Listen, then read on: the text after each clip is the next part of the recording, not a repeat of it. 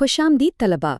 आज की इस शानदार वजाहत में हम फिजिक्स के एक इंतहाई अहम और कमाल के आले के बारे में बात करने वाले हैं, यानी माइक्रोमीटर स्क्रू गेज। अक्सर ये नाम सुनकर लगता है कि पता नहीं कितनी पेचीदा चीज़ होगी, लेकिन यकीन जानिए आज हम इसे बिल्कुल आसान और सादा बना देंगे।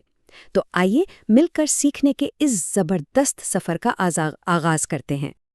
लेकिन आगे बढ़ने से पहले ज़रा एक दिलचस्प सवाल पर तो गौर करें।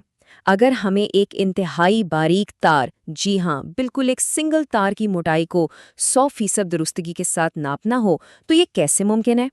जाहिर है हमारा आम ज्योमेट्री वाला स्केल तो यहाँ बिल्कुल फेल हो जाएगा। तो आइए देखते हैं कि साइंस ने इस मसले का कितना शानदार और बारीक बीन हल निकाला है। आज हम जिन 6 अहम हिस्सों पर बात करेंगे वो ये हैं: बुनियादी इस्तेमालात, आले की साख्त, काम करने का उसूल और लीस्ट काउंट, पैमाइश का कदम बकदम तरीका, आम गलतियां और आखिर में माइक्रोमीटर का वर्नियर कैलिपर के साथ मुवाजना। पहला हिस्सा, तारुफ और बुनियादी इस्तेमालात। तो सबसे पहले तारीख पर एक नज़र डालते हैं। ये जानना वाकई दिलचस्प है कि 17वीं सदी में विलियम गैस्कोइन ने स्क्रू पर मबनी दुरुस्त पैमाइश का असूल मुतारिफ करवाया था।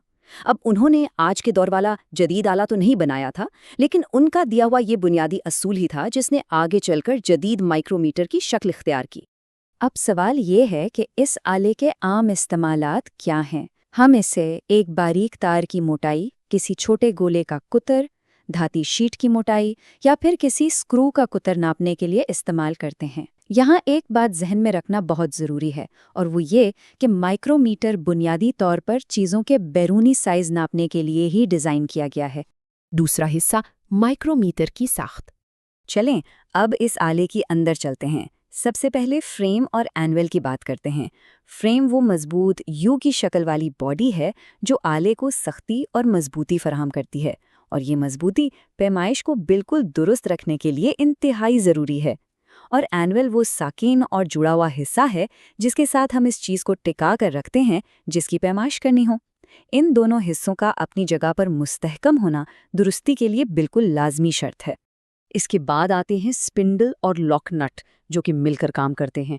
स्पिंडल दरअसल वो मुतहर्रिक स्क्रू है जो घूमता हुआ आगे बढ़कर चीज़ को छूता है, जबकि लॉक नट का काम ये है कि जैसे ही दुरुस्त पैमाइश मिल जाए, ये स्पिंडल को वहीं पर लॉक कर देता है ताकि हमारी रीडिंग बाद में बिल्कुल न हिले और महफूज रहे।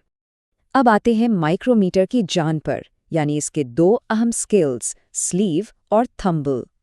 स्लीव हमारा मेन स्केल है, ये साकिन रहता है और इस पर मिलीमीटर्स के निशानात बने होते हैं। दूसरी तरफ थंबल हमारा सर्कुलर स्केल है जो गोल गोल घूमता है और हमें आशारिया वाली यानी फ्रैक्शनल रीडिंग दिखाता है। इन दोनों स्केल्स का फ़र्क समझना रीडिंग लेने के लिए बहुत ही अहम है। और यहाँ आखिर में एक छोटा सा हिस्सा है जिसे रैचेट नॉब कहते हैं। इसे नज़रअंदाज करना एक बहुत बड़ी गलती साबित हो सकता है। ये हिस्सा इस बात को यकीनी बनाता है कि पैमाइश के दौरान चीज़ पर दबाव बिल्कुल यकसा रहे और आला ज़रूरत से ज़्यादा टाइट ना हो जाए।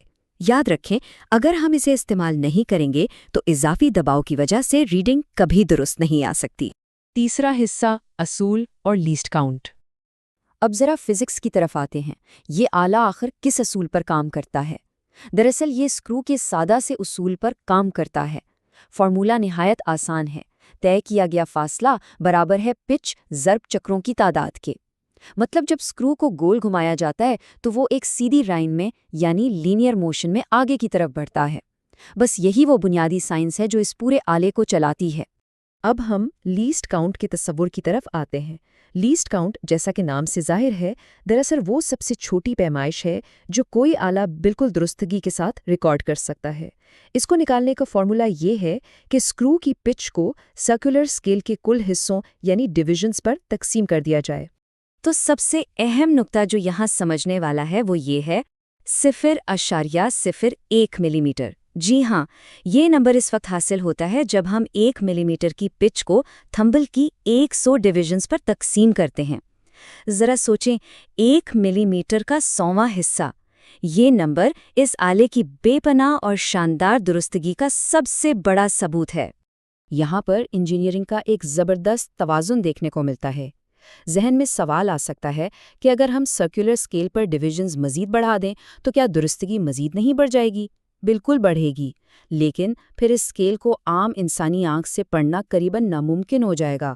اسی لیے آلات بناتے وقت درستگی اور استعمال میں آسانی، ان دونوں کے درمیان ایک بہترین توازن رکھا جاتا ہے۔ چوتھا حصہ، پیمائش کا قدم بقدم طریقہ۔ اب آتے ہیں سب سے اہم کام کی طرف، یعنی پریکٹیکل۔ درست پیمائش کے 6 واضح مراحل ہیں۔ نمبر 1، سب سے پہلے زیرو ایرر چیک کیا جاتا ہے۔ نمبر 2، جس چیز کو ناپنا ہو اسے اینویل اور سپنڈل کے درمیان رکھا جاتا ہے۔ نمبر 3، تھمبل کو ریچٹ کی مدد سے گھمایا جاتا ہے تاکہ دباؤ برابر رہے۔ نمبر 4، مین سکیل اور سرکولر سکیل دونوں کی ریڈنگ نوٹ کی جاتی ہے۔ نمبر 5، پھر فارمولا لگایا جاتا ہے۔ اور آخر میں نمبر 6، زیرو کریکشن کر کے حتمی ریڈنگ حاصل کی جاتی ہے۔ اور کل ریڈنگ نکالنے کا ماسٹر فارمولا یہ رہا۔ ٹوٹل ریڈنگ برابر ہے مین سکیل ریڈنگ جمع بریکٹ میں سرکولر سکیل ریڈنگ ضرب لیسٹ کاؤنٹ۔ یہاں مین سکیل اور سرکولر سکیل کی ریڈنگز کو بالکل واضح طور پر الگ الگ رکھنا اور پھر اس فارمولے کے ذریعے درست طریقے سے جمع کرنا ہی لیب کی اصل مہارت ہے۔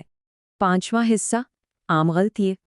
اب یہاں جو بات واقعی دلچسپ ہے وہ یہ ہے کہ اکثر لوگ سمجھتے ہیں آلے کو جتنا زیادہ ٹائٹ کریں گے ریڈنگ اتنی ہی پکی اور درست آئے گی۔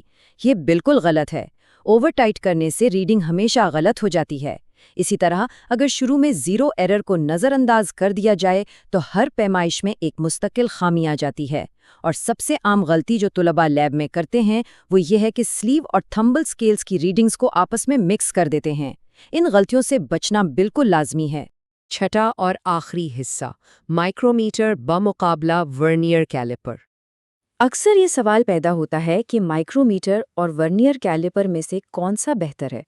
تو بات دراصل یہ ہے کہ مائکرومیٹر انتہائی درستگی کے ساتھ بہت چھوٹی چیزوں کو ناپنے کے لیے بہترین ہے، جبکہ ورنیئر کیلیپر روزمرہ کی عام اور مختلف طرح کی بڑی پیمائشوں کے لیے زیادہ مناسب ہے۔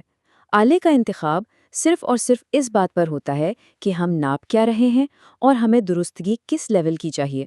اس وضاحت کو ختم کرنے سے پہلے ذرا اس دلچسپ سوال پر غور کیجیے گا۔ ہماری روزمرہ کی زندگی میں ایسی کون سی عام سی چیزیں ہو سکتی ہیں جنہیں بالکل درستگی سے ناپنے کے لیے ہمیں واقعی ایک مائکرومیٹر کی ضرورت پڑ سکتی ہے؟ فزکس اور سائنس تو ہمارے ارد گرد ہر جگہ موجود ہے۔